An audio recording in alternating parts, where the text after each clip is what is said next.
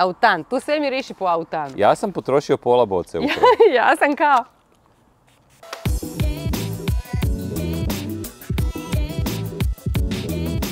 Moderni roditelji žele svojim klincima zaštititi zube što bolje. I za to imamo dobar odgovor, a zove se pečačenje fisura, što znači da zub koji niče, mladi trajni zub koji djetetu, znači 6. godine nadalje, niče, možemo zaštititi da ne dobije neke određene karijese. Zubi imaju kvržice i fisure, znači imaju onaj ispupčeni dio cakline i one udubine gdje se ti dijelovi spuštaju. I te usjekline su puno manje od prostora kojeg mi možemo dohvatiti žvakanjem, četkicom, bilo kakvim čišćenjem zuba. Čak i slina tu ne može ući. Ali bakterije mogu. I te fisure su odlična mjesta za prve karijese i za prve nekakve probleme sa zubima. Djeca koja te zube tek kad dobivaju usta još nemaju pravilnu možda higijenu, nemaju pravilnu svijest o brizi i ne žvaču s tim zubima dovoljno dobro jer ti zubi tek kad dolaze u zagriz. Prema tome ne dolazi do nekog pasivnog čišćenja tih fisura. Možemo to onda zatvoriti da spriječimo nastanak prvih karijesa. Zato se to zove pečat, a ne popravljanje zuba. Mi samo nešto zabrtvimo. Stavi se određeni materijal kao kompozit, znači sličan tekući materijal za ispune, ali posebno napravljen za ovu funkciju, znači to je nekakva smola u kombinaciji sa cementom, ima sad toga više i doktor stavi vrlo precizno u fisuru malo tog materijala, posvijetli sa ovom našom plavom lampom i to je to. Fisura je zapečačena. Ljudi najčešće zakasne s tim.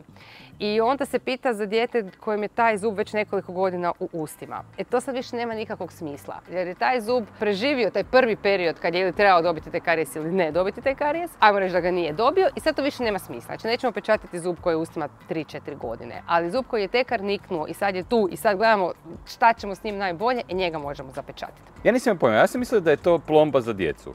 Pečačenje.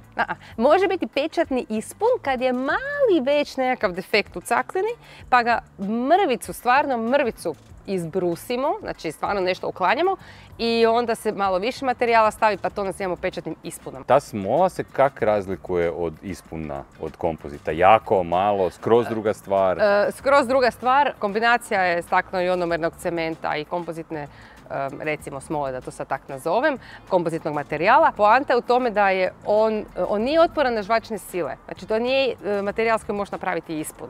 On je tekuć i fino se upušta u te sitne udubine koje treba zatvoriti. Napravimo što trebamo, isperemo, posušimo, stavimo smolu, spolimeriziramo, znači stvarno je gotovo za minutu. Ako nam je dijete mirno na stolcu. Dobro, wishful thinking, su radljiva djeca. Kužiš, znam, ali stvarno zbog dobrog razgovora doma i tih par minuta korisnih na zubarskom stolcu spasit ćete veliki postotak karijesa u mladoj dobi. Zubi koje pečatimo su trajni zubi i to su 4, 5 i 6 i ponekad i 7 kad se netko toga sjeti na vrijeme. Dakle, to su zubi koji imaju fisure. 3, 2, 1 nemaju. To su oni prednji jednostavniji zubi. Svi ovi odostraga koji imaju udubine se mogu zapečatiti. Prvo niču 6, donje i gornje 6. One su najdalje kad imate dijete s mliječnim zubima. To su oni novi zubi koji dođu od ostraga pa ih ljudi često ne primijete. Zato gledajte svojim klincima u usta, ulovite tu 6 dok niče. Ona je užasno važna, moraju cijeli život imati u ustima.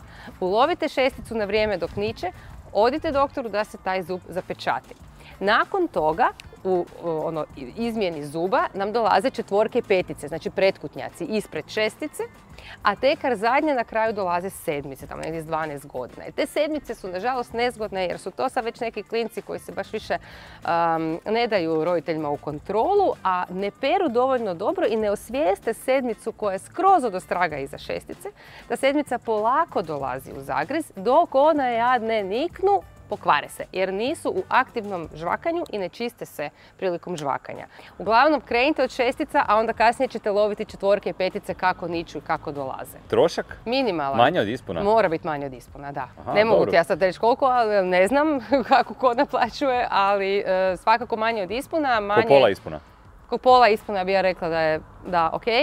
Manje vremena, ne treba anestezija, manje posla zapravo, tako da rekla bih ko pola ispuna. Zapravo tu plaćaš vrijeme na stolcu, a ne toliko materijala ili nešto, jer malo materijala se tu koristi. Jel moraš pratiti ti kao roditelj, jel to ispalo pa to ići obnavljati? Možeš pratiti je li ispalo.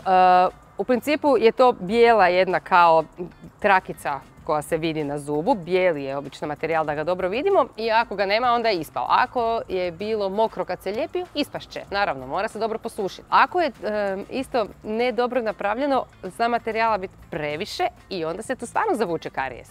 To si onda nismo dobro smislili. Like, subscribe, vidimo se u sljedećoj epizodi.